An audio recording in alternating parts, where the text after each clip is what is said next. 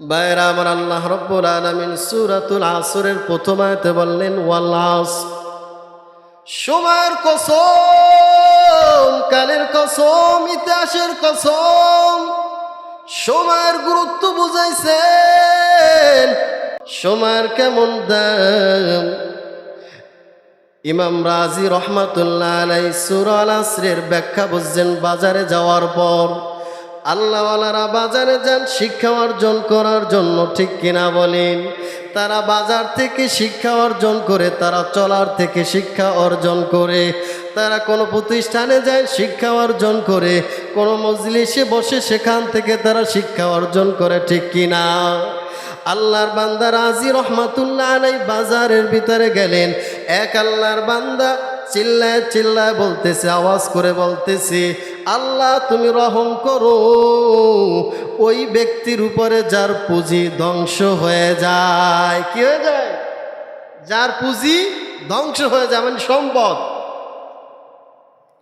আল্লাহর বান্দা চিন্তা করলো, এই বা কোন বান্দাই কথাটা বললো যে তার সম্পদ, তার পুঁজি ধ্বংস হয়ে যায়, আল্লাহ তার উপরে রহম করো। আল্লাহর বান্দা রাজি রহমাতুল্লাহ আলাইহি সামনে হেঁটে হেঁটে তাকা দেখে এক আল্লাহর বান্দা বরফ বিক্রেতা, বরফের ব্যবসা করে। কিসের? আল্লাহর বান্দা বরফের ব্যবসা করে।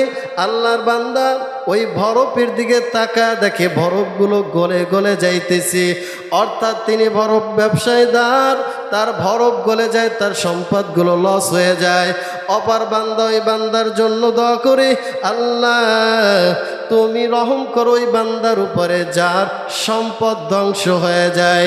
রাজি রহমাতুল্লাহ আলাইহি জানা দেয়, আমি এতদিনে সূরা আল আসরের ব্যাখ্যা বুঝতে পারি নাই, আজকে পরিপূর্ণ বুঝে আসছে। বরফটা যেভাবে গলে যায়, সময়টাও তেমন আমাদের থেকে অতিবাহিত হয়ে যায়। সুবহানাল্লাহ বলেন। সময়টাও যেই সময় যায় সেই সময়ের আসে বা যান, কথা বলেন, আসে না।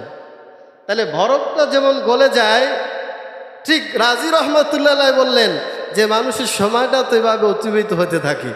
যে সময়, যে দিন, যে মাস, যে বছর পিছনে অতিবাহিত হয়ে যায়, সেগুলো আর কখনো সামনে আসে। সূরা আল আসরের প্রথম আয়াতে ওয়াল আসর, সময়ের কসম কাটলেন, সময়ের গুরুত্ব বোঝাইলেন। এই জন্য আমাদের সময় দেওয়া লাগবে, দুনিয়ার পিছনে আখিরাতের পিছনে দেওয়া লাগবে, ইবাদতের মাধ্যমে দেওয়া লাগবে, নামাজের পিছনে সময় দেওয়া লাগবে, রোজা রাইখা রাইখা সময়টারে অতিবাহিত করা লাগবে, কোরআন তেলাওয়াত করে করে সময়টারে অতিবাহিত করা লাগবে।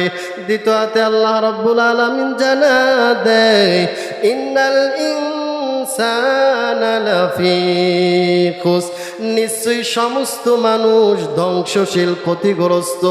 এখানে আল্লাহ রাব্বুল আলামিন জানায় দেয় নাই যে মুসলমান ধ্বংসশীল, মুসলমান ক্ষতিগ্রস্ত, বিধর্মীদের কথাও বলে নাই। আল্লাহ রাব্বুল আলামিন জানায় দিয়েছেন, ইন্নাল ইনসানা লাফি খুসর, দুনিয়ার সমস্ত মানুষ ক্ষতিগ্রস্ত। ঠিক কিনা বলেন? দুনিয়ার সব মানুষ ক্ষতিগ্রস্ত, দুনিয়ার সব মানুষ হলো জাহান্নামী। বলে তারা জাহান্নামী নয় যাদের ভিতরে চারটা গুণ আছে। কয়টা? ইল্লাল্লাযীনা আমানু, যারা ঈমান আনছে, ওয়া আমিলুস সালিহাত, যারা নেক আমল করছে, ওয়া তাওয়াসাউ বিল হাক্কি, যারা সত্যের পথে আদেশ দিয়েছেন, ওয়া তাওয়াসাউ বিস সবর, যারা ধৈর্য ধারণ করেছে। বলে চারটা গুণওয়ালা মানুষ তারা কখনো ধ্বংসের ভিতরে নয়। কিসের ভিতরে নাই? তারা কখনো, আল্লাহ রাব্বুল আলামিন যে বললেন ইন্নাল ইনসানা লাফি খুসর, নিশ্চয়ই সমস্ত মানুষ ধ্বংসশীল, সমস্ত মানুষ জাহান্নামী। বলে তারা জাহান্নামী না, বলে যারা এক নম্বরে ঈমান আনছে। কি আনছে? যারা ঈমান আনছে ঈমানের পরিচয় বলে ঈমানদার কখনো নাফরমানি করতে পারে না, ঈমানদার কখনো ঘুষ খাইতে পারে না, পরিপূর্ণ ঈমানওয়ালা বান্দা কখনো সুদে টাকা লাগাইতে পারে না, ঈমানদারওয়ালা কখনো ঘুষ খাইতে পারে না, ঈমানদারওয়ালা বান্দা কখনো অন্যের মাল আত্মসাৎ করতে পারে না, পরিপূর্ণ ঈমানদারওয়ালা বান্দারা কখনো জমিনের আইল ঠেলতে পারে না। ঠিক কিনা বলেন?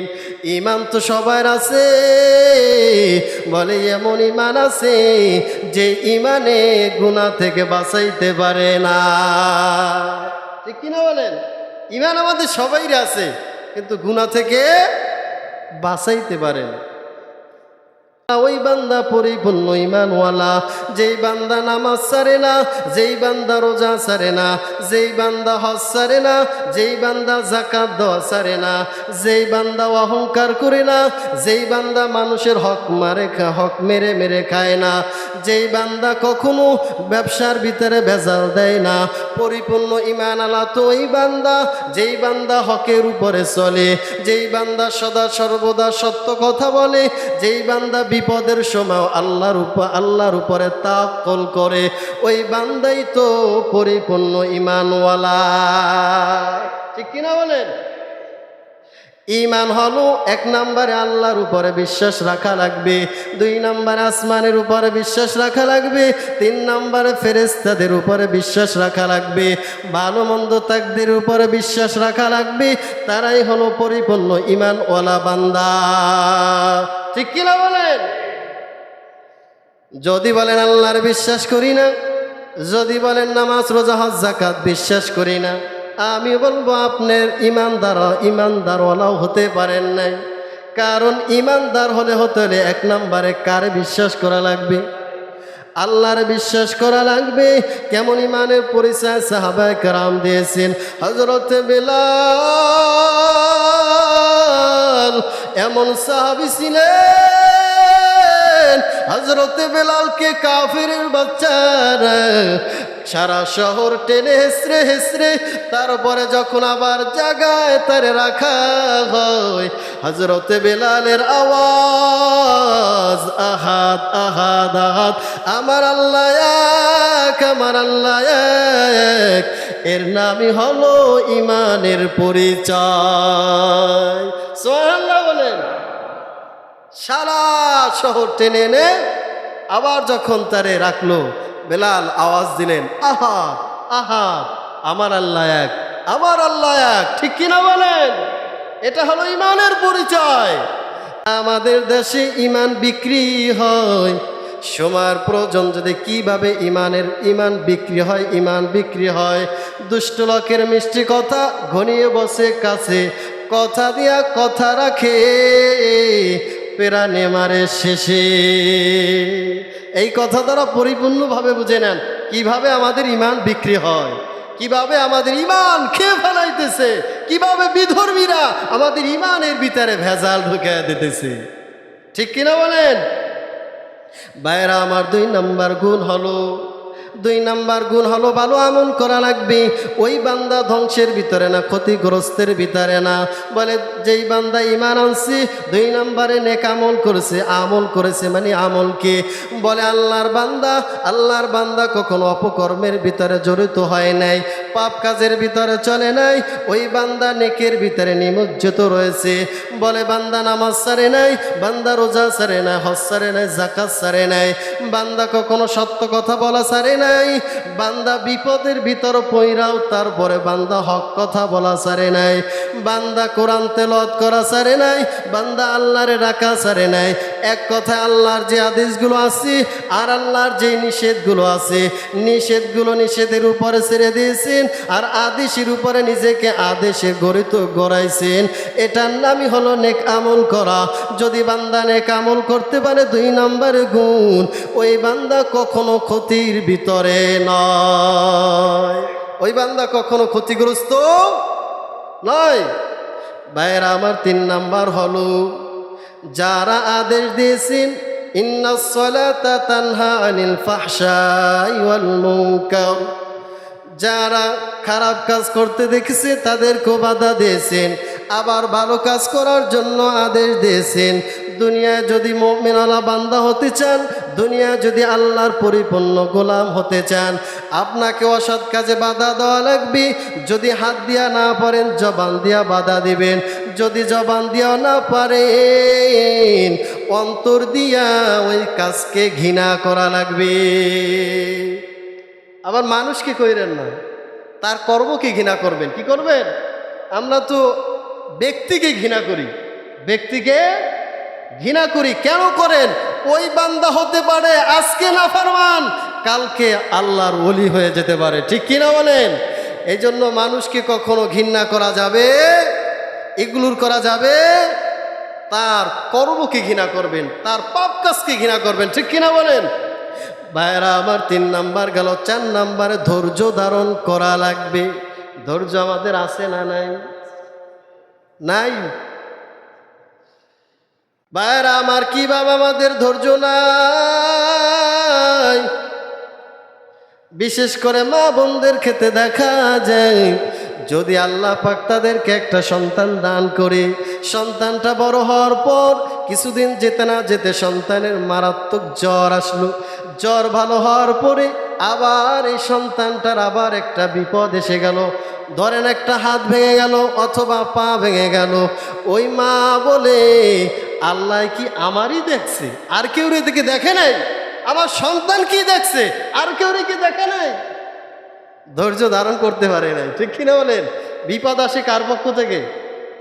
কথা বলেন, কার পক্ষ থেকে আসে? ধৈর্য অর্জন করতে চান তাহলে বান্দা নামাজ পড়া লাগবে। পরিপূর্ণ ধৈর্যওয়ালা হওয়া যায় নামাজের মাধ্যমে। ওয়াল্লাহু মা'আস সাবিরিন। আল্লাহ পাক বললেন, আমি ধৈর্যওয়ালা বান্দার সাথে আছি। তাহলে ধৈর্য ধারণ করার দরকার আছে না নাই? তাহলে ধৈর্যওয়ালা হতে হবে। কি হতে হবে? ধৈর্যওয়ালা বান্দা হতে হবে।